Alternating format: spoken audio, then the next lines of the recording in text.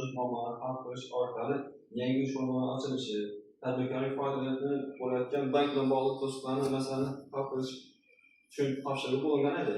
Shu munosabat bilan sizlar bilan bugun uchrashuvimizni boshlaymiz. Bugungi kunda bankimiz tomonidan fuqarolar tadbirkorlar uchun bir qancha kredit mahsulotlarimiz bor. Ularni ko'pchilik eshitgan bo'lishingiz kerak.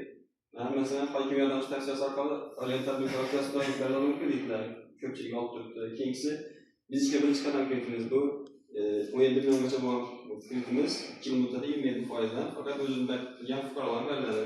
Yana keyingi kreditimiz moliyaviy omborot kreditimiz bu 50 milliongacha bo'lgan kredit bo'lib 24-25% dan 3 yil muddatda naqd pul ko'rinishida beriladi. Keyingi kreditimiz bor, moliyaviy ko'mak degan kreditimiz bu 100 milliongacha 25% 3 yil muddatga beriladi. Ular ishlash shart emas, yaronlik orqali yoki tadbirkor faoliyati orqali beriladi. Keyingi kreditimiz esa kichik biznesni uzluksiz qo'llab-quvvatlash doirasidagi beriladigan kreditimiz bu 312 tabor qiladi. Muddati 72 oy muddatida 2 yil imtiyozi bilan 4-toifaga berilgan qo'shimchamiz ya'ni 20% dan ajratiladi.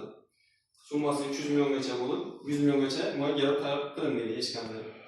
Agar shu bo'yicha qo'shimcha savollar, takliflar, tushunmovchiliklar bo'lsa, hammangizga eshitishga tayyormiz. Eshitaman. Kimda savol bormi?